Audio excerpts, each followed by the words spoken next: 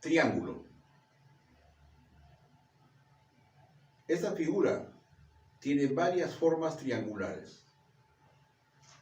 Este es un tipo de triángulo. Si yo cojo estos tres plumones, este es un ángulo, y ahora tengo tres ángulos.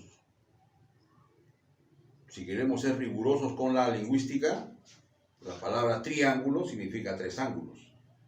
Es un triángulo también. Y en algunos libros está mencionado esto como triángulo perígono. En algunos libros que inclusive no son de geometría. Lo que pasa es que la matemática, mis queridos estudiantes, es una ciencia abstracta, muy abstracta. Y en mis épocas se enseñaba la matemática muy abstracta, por eso terminábamos la escuela y decíamos, ¿para qué sirve la matemática? No sirve para nada. Porque lo abstracto es abstracto, pues, ¿no? Entonces hoy en día las corrientes pedagógicas nos llevan a tratar de que la geometría no sea abstracta, que sea concreta, que se aplique en la vida real. Por eso es que, a pesar que el ángulo se define como una línea, dos rayos, sin embargo, la gente común y corriente a esto le llama ángulo. Pero profesor, esto no es un rayo, esto es un pedazo de papel. Pero le llama ángulo, este es un ángulo, este es otro ángulo, este tiene tres ángulos. Pero esto no es un triángulo, es un pedazo de papel. Si queremos ser exactos en la cuestión geométrica, esto tendría que ser un prisma triangular. Arriba tiene una base triangular, abajo otra, y tiene una altura pequeñita, pero la tiene. Pero no habla así la gente no dice, mira mi prisma triangular. ¿Qué forma tiene tu hojita? De triángulo. No te va a decir de prisma. Eso implica ser más concretos en la aplicación matemática. Si nosotros llevamos todos nuestros conocimientos, ustedes lo van a hacer así cuando estén en la escuela, y desde ahorita cuando lo aprendan, apréndanlo ustedes relacionado a su entorno. Esta es una forma triangular, ya, plana. Está en un plano, esto de acá. Plano. Pero si usted mira, por ejemplo, este objeto que tengo acá también hay tres ángulos. Acá hay un ángulo, acá hay otro y acá hay otro. Este es un ángulo, un triángulo también. Pero el triángulo ya no está en el plano, está en diferentes planos. Pero por eso no se llama triángulo, porque si hay tres ángulos, 1, 2 y 3, tiene que ser triángulo. No nos pongamos exquisitos con las cosas abstractas. Recuerde, ¿ya? Poquito a poco se va dejando eso de lo abstracto. O en todo caso, aplicándolo en lo concreto. Entonces hoy día vamos a hablar de este triángulo, de esta forma. No del otro triángulo que no es plano, este triángulo plano. Y hay otros triángulos que no tienen lados así rectilíneos, hay lados curvilíneos. Esos también son triángulos, por si acaso. De ese tampoco, de este de acá. ¿Ya? Por eso es necesario que escribamos bien, que dibujemos bien, que digamos apropiadamente lo que vamos a hacer. Hoy día vamos a hablar del triángulo. ¿De qué triángulo? De un triángulo que sea primero plano y segundo rectilíneo. ¿De acuerdo? Y vamos a colocar sus elementos, ese es el objetivo de este video, por si acaso, como lo vamos a utilizar. Hoy en día, por ejemplo, en los exámenes de admisión ya no viene el dibujo, ya no viene dibujado el triángulo. Te hablan de tres personas que están colocados trianguladamente, o que vamos a patear un balón de forma que haga un rebote y haga una triangulación, qué sé yo. Entonces hay que aplicar bien eso. Entonces coloquemos así. Esto es una recta, está en ese plano. Esto es otra recta, en el mismo plano. Y esta es otra recta, en ese plano. Si yo borro estas líneas, estas no. Entonces, el conjunto de puntos que hay, estas no. Estas las estoy colocando porque son necesarias. El conjunto de puntos que hay desde A hasta B, reunido con este conjunto de puntos, desde B hasta C, ¿ya? Y desde C hasta A. Eso se llama triángulo, en geometría, digamos en la geometría euclidiana. Este punto de acá no está en el triángulo, este tampoco, este sí, está en el triángulo, ¿ya? Este también, ¿de acuerdo? ¿Cómo se llama por esa razón este conjunto de puntos? Esto que está acá, eso no se llama triángulo, eso se llama región interior. Región interior. Cuando en un enunciado literal en el problema te mencionen que hay que colocar un punto en la región interior, ahí tiene que colocar. Y estas son las regiones exteriores. Acá veo 1, 2, 3, 4, 5, 6 regiones exteriores. Esta región se llama, obviamente, región exterior, pero no es esta de acá. ¿Cómo lo diferencio? Esta es relativa al lado AB, al segmento AB. Esta será la región exterior relativa al lado AC. Esta será la región exterior relativa al lado BC. Y esos enunciados aparecen en los problemas. Si ustedes han leído preguntas de examen de admisión sin dibujo, se habrán encontrado con eso. Ubiquen el punto Q en la región exterior. No sabes dónde, ¿no? ¿Dónde coloco? No, relativa al lado BC. Ya, por acá. ¿De acuerdo? Es más, he visto en unas preguntas modernas que le dan nombre a esto también. Porque esto es relativa a AB, pero también es relativa a BC. No voy a poner acá, tiene que ser aquí o acá, pero esto también contiene. A esto se le llama, en los últimos tratados que he visto, región exterior opuesta por el vértice B. Lo voy a escribir, ¿ya? Acá, a ver. Región, ya, simplificando, exterior opuesta por el vértice B. O opuesta en el vértice B, si se quiere. Ahí está. ¿Y para qué pone su nombre, profesor? Es que se utiliza. Chicos, hoy día en la modelación, que es una capacidad geométrica, esos términos se utilizan. Bueno, por otro lado, usted ya sabe, por ejemplo, qué cosa es el punto B. Ese elemento del triángulo se llama vértice. Es un punto. Es un punto al cual deben llegar dos líneas, solamente dos, no más. Acá hay otro vértice y acá hay otro vértice. Este segmento de recta, uno de los lados del triángulo, se llama lado, obviamente. ¿Ya? Esta abertura que se mide en grados sexagesimales en geometría, ¿qué viene a ser? Eso no es el ángulo, eso es la medida del ángulo. La medida del ángulo, y como está adentro, es un ángulo interior, ¿no? Quiere decir que eso también será una medida angular, entonces. Vamos a ponerle beta. Obviamente, eso es la medida de un ángulo exterior. ¿Ya para qué lo voy a poner?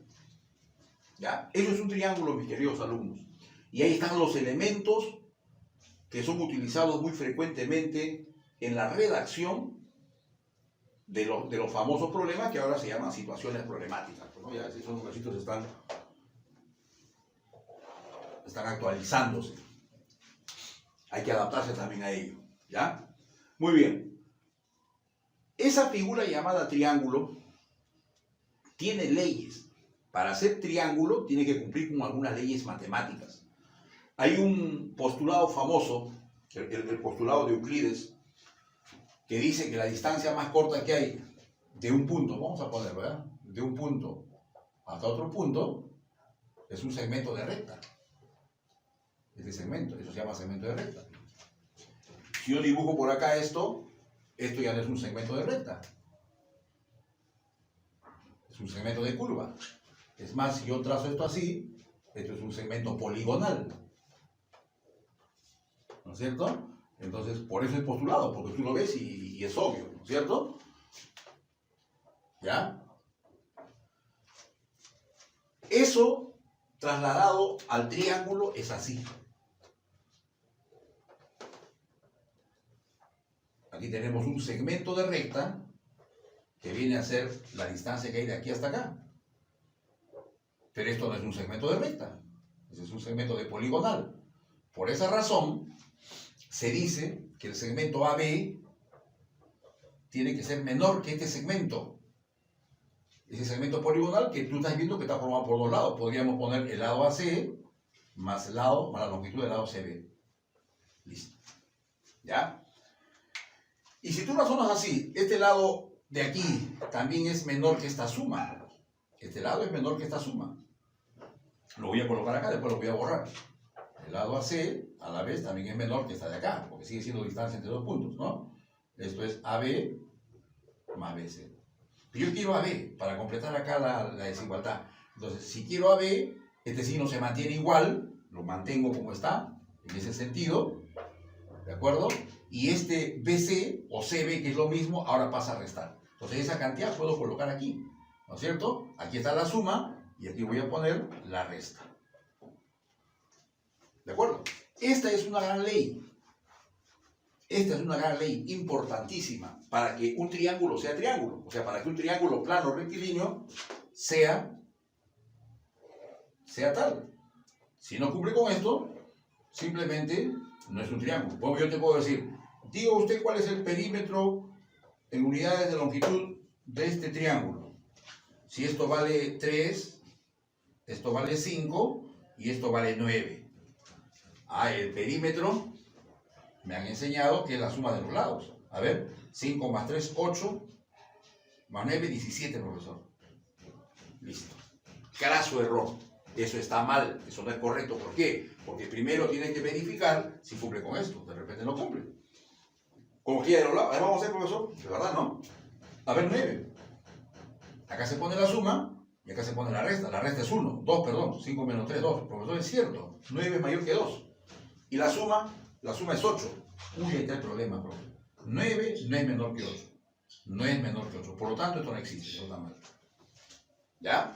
Entonces, esa es la primera ley, mis queridos alumnos. El primer teorema, digamos ya, que debe cumplirse para que un triángulo plano rectilíneo sea un triángulo plano rectilíneo. Si no, no lo es.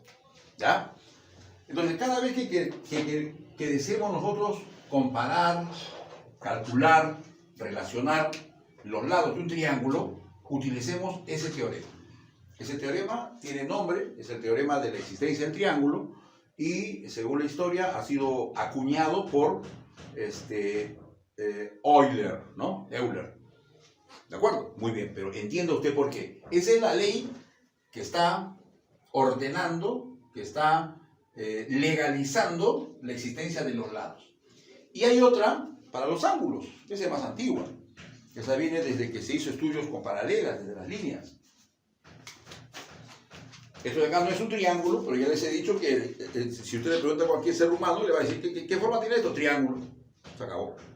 ¿Ya? Tiene 3 ángulos, 1, 2, 3. Pero no es ángulo, profesor, están los rayos. No te hagas problema. No te hagas problema. ¿Ya? Hay que ser bastante dóciles, hay que ser bastante abiertos a relacionar lo abstracto con lo concreto. No hay contradicción, es así. La mayoría de cosas abstractas no se aplican en la vida real. ¿Qué pasa si en este triángulo, que está así, ya vamos a ponerlo así, yo le hago un corte paralelo por acá y lo doblo? Doblo así. De manera que el ángulo de arriba se coloca abajo. Luego hago un doblez por acá. Miren ustedes, ¿ven? Y un último doblez por acá. ¿Qué está viendo usted? Que esas marquitas verdes que son los ángulos del triángulo, ahora están en una recta. ¿Sí o no? ¿Y cuánto suman esos 3? Todos saben que en el llano, no en el ángulo llano, sino en el llano, estos 3 números van a sumar siempre 180 grados. Conclusión, en este triángulo, para que sea triángulo, estas 3 aberturas tienen que sumar 180 grados hexagesimales. Y esa es la siguiente ley del triángulo. Para que un triángulo plano rectilíneo sea un triángulo plano rectilíneo, y quiera calcular yo sus medidas angulares, debe cumplirse que este valor que esté aquí en grados hexagesimales, con este de aquí y con este de acá, vamos a ponerle phi, deben sumar ¿cuánto? Siempre deben sumar 180 grados. Si un triángulo no cumple con esto, no es triángulo. Si un triángulo no cumple con lo otro, no es triángulo. Entonces, esas van a ser nuestras leyes, hablando así en forma real, nuestras leyes, para que el triángulo sea triángulo. Primera ley, segunda ley. ¿De acuerdo? Y en base a ellas se manejan muchas teorías, muchos casos, muchas aplicaciones que hay que dominar, por un lado, ¿ya? Ahora, este triángulo plano rectilíneo tiene varias formas. ¿Cómo hacemos para que entren todas las formas acá? No van a entrar, porque hay que dibujar. Ahí voy a hacer un cuadro, ¿ya? Voy a hacer una tablita que es uno de los fundamentos del ordenamiento matemático. Acá chiquito nomás. Como es un documento audiovisual, usted lo puede ver en varios tiempos, ¿ya? Ya ahí nomás. Un poquito más arribita, a ver, para que alcance. Voy a dibujar acá, voy a intentar dibujar todos los triángulos posibles, ¿ya? Lo que conozcamos. Vamos a ver.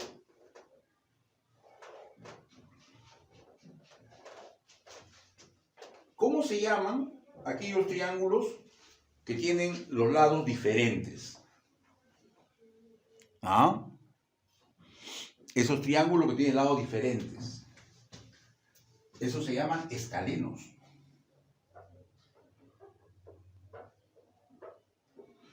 Y los que tienen dos lados de igual medida, esos se llaman isósceles.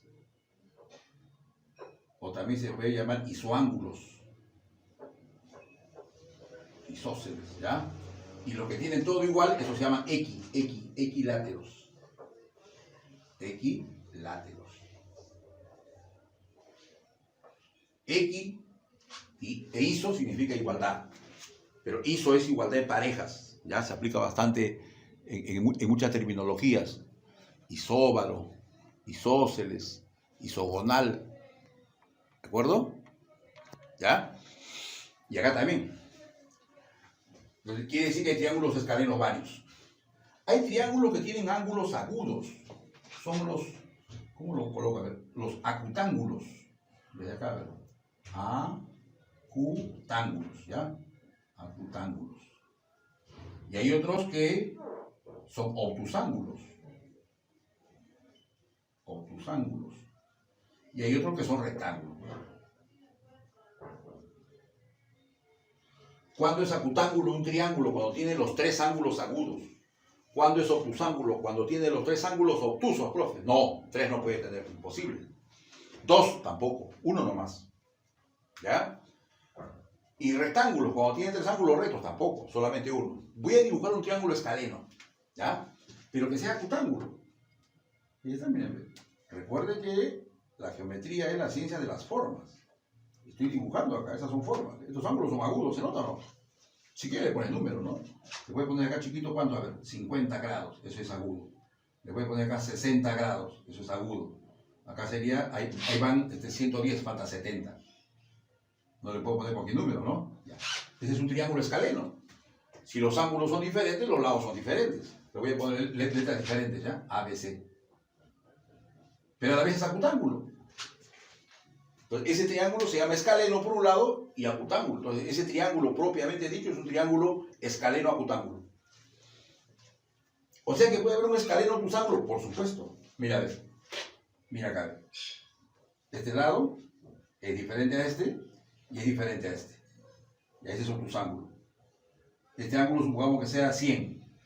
Ya, eso es mayor de 90. Y es un triángulo obtusángulo. Basta ya. Y los lados son diferentes. Vamos a poner letras diferentes. Ese es un triángulo escaleno obtusángulo. Profesor, ¿y habrá un triángulo escaleno rectángulo? Hay uno bien conocido. En realidad hay muchos. Voy a dibujar uno que tú conoces, ¿ya? Uno que tú conoces. Ya, para que sea triángulo rectángulo, basta que tenga un ángulo recto. Ahí está. Escaleno, le ponemos 3, 4 y 5. ¿Lo conoces? Ahí está. 3, 4 y 5 son números diferentes. Entonces, ese es un triángulo rectángulo escaleno. Entonces, ¿cuántos tipos de triángulos escalenos hay? Hay escaleno acutángulo, hay escaleno obtusángulo y hay escaleno rectángulo. ¿De acuerdo? Isósceles. ¿Habrá isósceles acutángulos? Claro que sí. Mírenme. Ahí está. Para que sea isósceles es necesario que todos lados midan igual. Y ahí esta es la base. ¿Ya? Y si acá mide 50, es suficiente que el otro sea 50. Ya, 50 también. Listo. Arriba se puede calcular. ¿Ya? ¿Está bien? Ese es un triángulo isósceles y es acutángulo, porque los tres ángulos son menores de 90. 50 más 50 es 100 y acá hay 80. Los tres son menores de 90. ¿Y cómo sería un isósceles obtusángulo, profe? Ya, vamos a dibujarlo por acá. Bien, bien. Así hago los dos ángulos por acá más o menos, que siga siendo 100, pero le pongo a este lado igual que este lado de acá. Entonces, si esto es 100, acá será 40 y acá será 40. Este es un triángulo isósceles obtusángulo. Y hay un isósceles rectángulo, por supuesto. Tú lo conoces. Tú lo conoces. ¿Ya? Ese es un triángulo en el cual los catetos miden igual y la hipotenusa mide ese cateto por raíz de 2 y cada uno de estos ángulos miden 45 grados cada uno. ¿Ya? Entonces, ya tenemos 6 triángulos, profe. El triángulo escaleno-acutángulo, escaleno-obtusángulo y escaleno-rectángulo.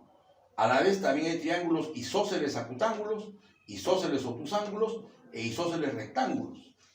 Es bueno aprender así porque una vez cuando le preguntan cuántos triángulos hay, se hace un mundo, ¿no? Dice escaleno, después por otro lado acutángulo y no respeta esa relación que hay. Esa relación que hay entre una clase y la otra. El equilátero. ¿Cómo es el equilátero, profe? X. Todos los lados son iguales. Ese triángulo también es conocido. Es un triángulo en el cual los 3 lados miden igual y los 3 ángulos también miden igual. Como los 3 ángulos van a medir igual, se divide pues 180 entre 3. Y eso sería 60, 60 y 60. Es un triángulo bastante particular. El triángulo equilátero es acutángulo. Triángulo equilátero, acutángulo. ¿Habrá triángulo equilátero obtusángulo? O sea, un triángulo equilátero que tiene un ángulo obtuso. ¿Ah? ¿Se puede dibujar? 120, 120, 120. O 90, 90, 90. No, profesor, imposible. Ah, entonces, ¿qué ponemos acá? No existe, no hay. Ese triángulo no existe. ¿Habrá un triángulo equilátero que tenga ángulo recto? ¿Un triángulo equilátero rectángulo? No, tampoco, profe. Entonces no existe. ¿Ya? Pienso que ese cuadrito los está ubicando bien en la clasificación teórica de los triángulos. Esos son los triángulos planos rectilíneos. ¿Cuántos son? 1, 2, 3, 4, 5, 6, 7. Esto no existe, no hay. No hay triángulo equilátero obtusángulo y no existe triángulo equilátero rectángulo en este mundo al menos. ¿De acuerdo? Entonces, cuando usted quiera dibujar diferentes triángulos, usted va a encontrar en los enunciados. Por eso hacemos estas cosas, porque hoy en día en los enunciados de los famosos problemas DECO, de los problemas con casuística, de los problemas que no tienen dibujo porque hay que evaluar competencias en el estudiante. Ya sabe que la competencia geométrica es resolución de problemas con formas, movimiento y localización. Tiene que ver mucho con la primera parte que hablan de la modelación. Modelar significa leer y dibujar. Lees, entiendes lo que lees, lo manifiestas en un buen dibujo. Pero si tú no entiendes la relación que hay con escaleno acutángulo, con obtusángulo isósceles, es quizás porque no tienes ese ordenamiento y te puedes equivocar. ¿Ya? Bueno, esta es la primera parte, jovencito. Una teoría bastante general. Ahorita particularizamos y ahorita demostramos teoremas que vamos a aplicar en nuestras prácticas. ¿Ya? Tome nota de eso, por favor.